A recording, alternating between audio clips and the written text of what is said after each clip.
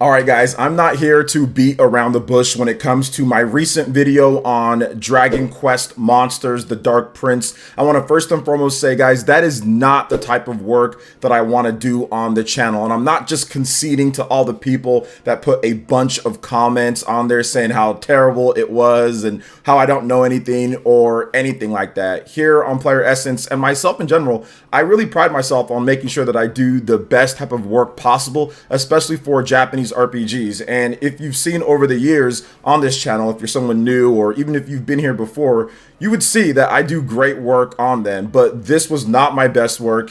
And it was just not a great video, and it was full of issues when it comes to inaccuracies with the game and what was going on. And I'm not exactly sure why it turned out that way. I think some of the issues that I had with the game, which I will reinforce here after playing a lot more, I will go over the things that I kind of stand by, but I think there was a number of things that obviously was a bit off when it comes down to it. So I took all of the feedback that you guys told me in the comment section. I spoke to a few people on Twitter as well, some friends of mine that know about the franchise and the game and kind of what it's about, because I haven't been playing Dragon Quest Monsters like that. I don't have as much experience with the franchise, and after learning a number of things in terms of the developer and kind of what they do and where to go and some different things, and just playing a lot more and being a lot more attentive to the game itself, I think that I came away with a much better appreciation for the game. And I was absolutely wrong with a number of different things, and we're going to go over it pretty much in a new video here. Now keep in mind that I've done a number of things to ensure that I kind of put myself up in terms of expectations for this game. So one of the big things that I did was not play docked. I actually ended up playing portable a lot on my Nintendo Switch, putting in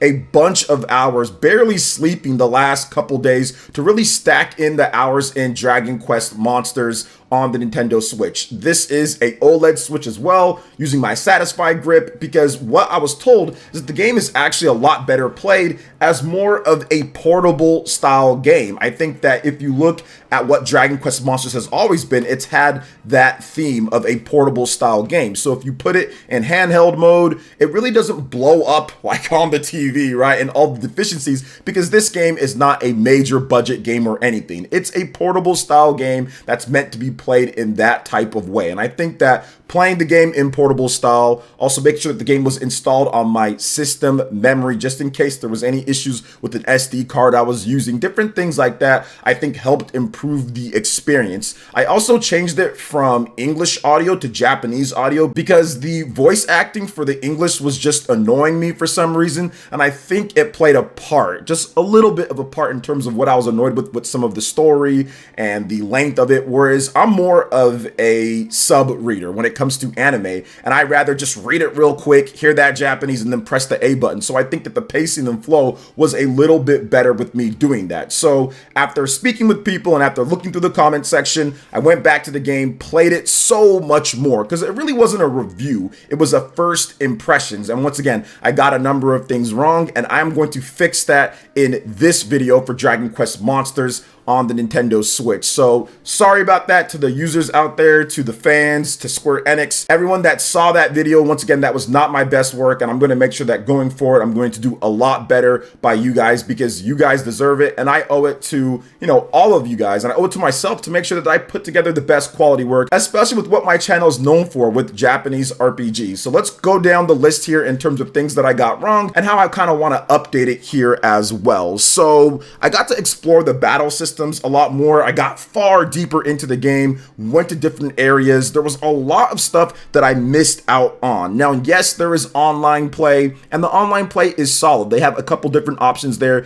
You have a quick battle mode, but online play is there, and I completely missed it. And once again, the online, if you're really into this game, because we're going to talk about some of the other things, the online will be solid, and you can go back to it quite a bit. Now, you can issue individual orders to monsters like a Shin Megami Tensei or like some of these other monster battling games. The thing that kind of mixed me up on this was the fact that when you're in some of the monster or mega monster battles at the Colosseums, those ones you can't always issue orders, from what I understand. You can issue tactics, but you can't always issue orders, whereas when you're in the free battles in the plains or in the different locations out there, just battling, leveling up, scouting new monsters to add to your team, you can have the orders. So it kind of mixed me up, and I did not communicate that effectively in my video. Now, there might be some other areas, maybe at the far end, where you can do that during the mega monster battles in the single player campaign, but from what I played, from what I was going through, it was like that. But once again,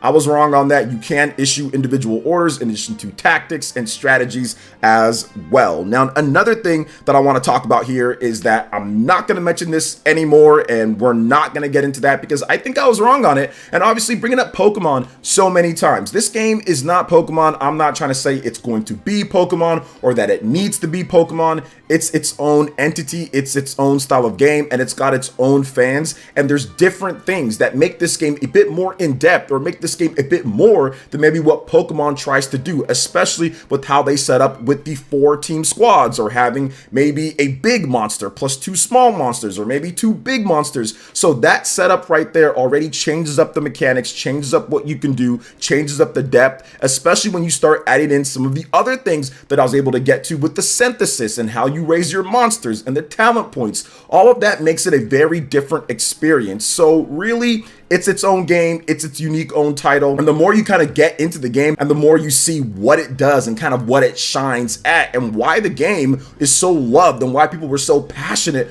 about some of the things that were said. So I completely get that, and I'm getting into it now at this point, and yeah, it's really good. There's far more depth, and it gets better and better as I continued playing. I also want to add that the story also gets better as well. There's a few different things, and I think really it's just the Japanese audio that's really making me like it a bit more. The story's still the same setup and everything, but I think that voice acting and the tone in terms of how you hear characters and how it's delivered can kind of change your perception, kind of puts a new light on the events in the game and overall the whole story arc. It's kind of different from what you would expect, and once again, as I played through, it got better and better. But I think the key thing, and I know it might sound kind of weird, guys, but I think the key thing was actually changing it from English to Japanese. Now, when it comes to some of the grinding or battling in the game actually has a way to where you can speed things up a bit and it's faster. It's something that, yes, I talked about before, but if you use the auto battle feature plus with the speed or fast moving feature, it actually creates a much faster flowing game for you to grind faster, which I definitely should have said when it comes down to it. Now, there are still some issues, which I'll talk about, that I have with the battles and how they play out and on the field and the speed of certain things. But yes, there are options in there to speed up the flow of battle, to speed things up so it doesn't seem like you're always in constant load screens in terms of getting into battles. Now, let's get into a couple things that I'm definitely going to still stand by, and of course I'll try to have some footage for you guys, or I'll have some of the gameplay footage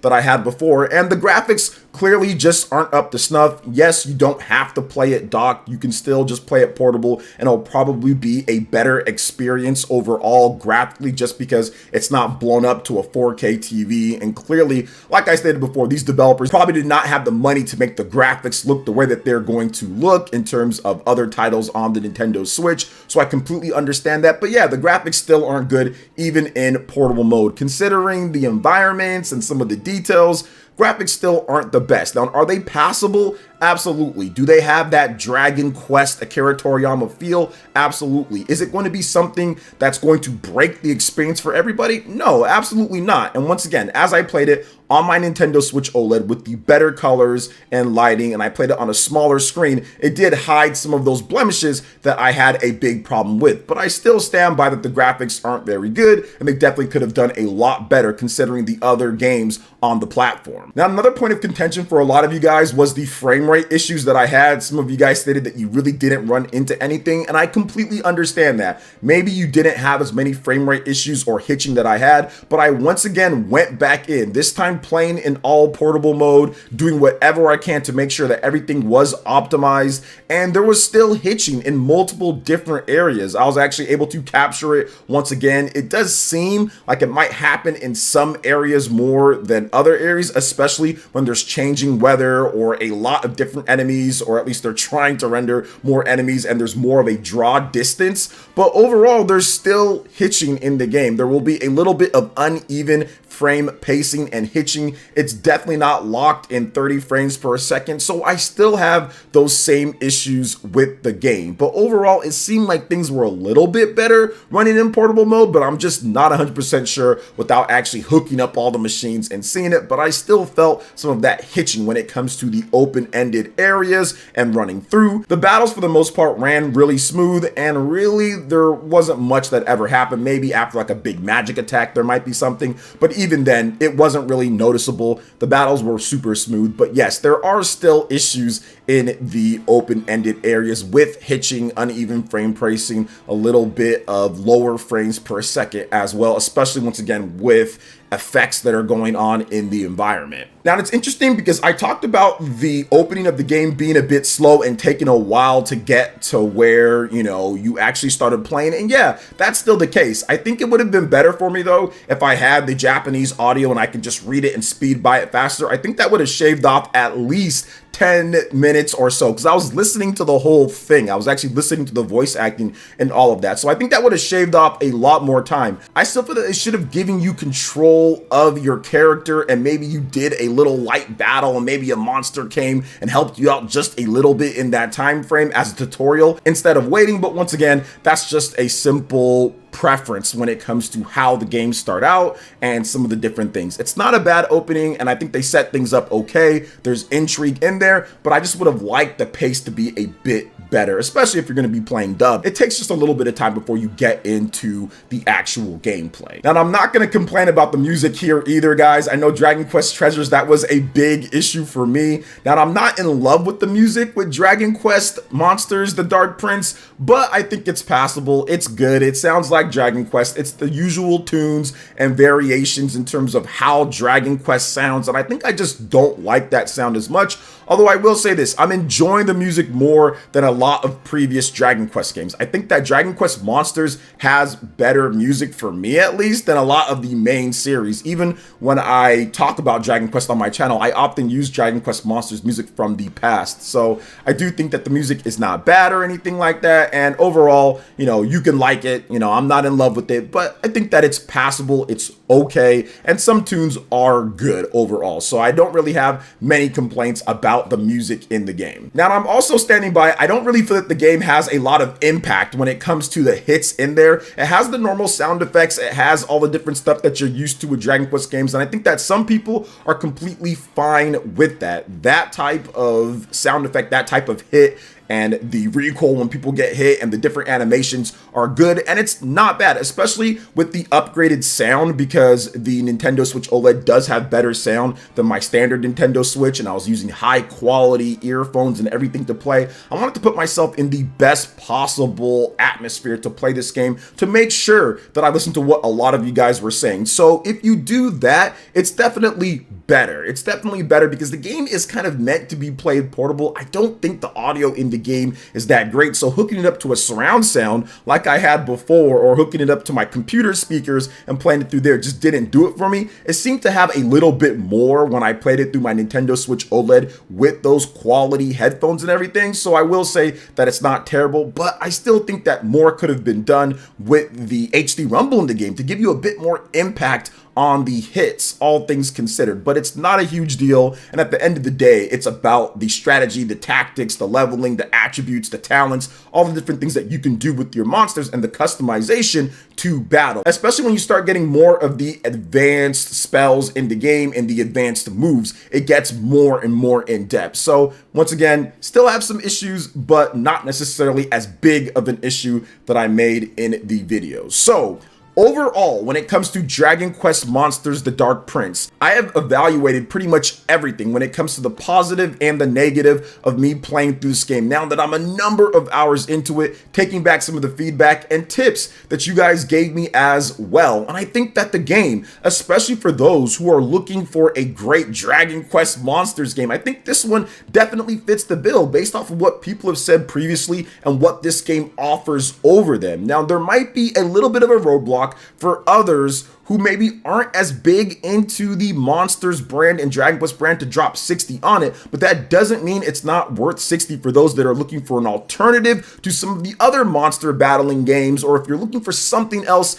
in that Shin Megami Tensei type of area, but with competitive nature to it. If you're looking for something like that, this is not a bad option, and it could be worth 60 for you. There's so many strategies, there's so many different things in here, and it does provide the content worth that. I'm just not sure if it's going to be for everyone in terms of a slam dunk, all things considered, when you just start tallying up everything against some of the other games on the platform. But make no mistake, Dragon Quest Monsters is far better than what I talked about in my video, and that was my mistake in terms of getting a number of the things wrong when it comes to the features of the game, some of the different things that it offers in terms of it, and the comparisons that didn't really need to be made, especially when you start getting into what Dragon Quest Monsters does really well and excels at. So once again here, guys, it's not one of those things to where I'm just folding to what people are saying. This is something to where I take great pride in, and I want to make sure that I got things right, or I'm getting things right. If you did not see the previous video, you can check it out. It's linked in the description, or just go on my page. It's still up. I didn't private it or remove it, at least not for now, maybe later. But, you know, I want to have it all up there, you know, where we have transparency when it comes down to it. And I want to make sure that I ensure for you guys that that won't happen again in the future, because I think that I got a little bit too quick when it comes to my knowledge on Japanese RPGs and these type of games, and I should have been a bit better when it comes down to it. I don't want to make any excuses overall. I think that some of the stress in terms of how much I've been working and some of the games that I've been working on and some of the stuff that's been happening, maybe that caused me to have some issues with it. I'm trying to think, because I'm usually good on this type of stuff, but I think that you can always fix it if you come out and you say, hey, this is what I thought, this was the thought process, and this is what I did going forward. And that's what I'm doing right now. So hopefully this was a better look at Dragon Quest Monsters, a better overall video, and you guys can let me know what you think in the comment section below of the game if you started playing, or my updated thoughts on the game now that I'm far further in and I've got a bit more understanding on the Dragon Quest Monsters franchise and game. So what are your thoughts on this, guys? Let me know in the comment section below. All right, guys, that wraps it up for this video here. Thank you so much for watching. I do appreciate it. Please make sure you hit that like button, subscribe if you're someone new, click that notification bell, and check out my other Nintendo Switch videos. Probably not my last Dragon Quest video, but check out some of my other videos on Dragon Quest, like my Dragon Quest Treasures video, for example, or Dragon Quest 11S, or other Nintendo Switch best games videos right here on screen. Thanks for watching. We'll catch you guys for the next one. Peace.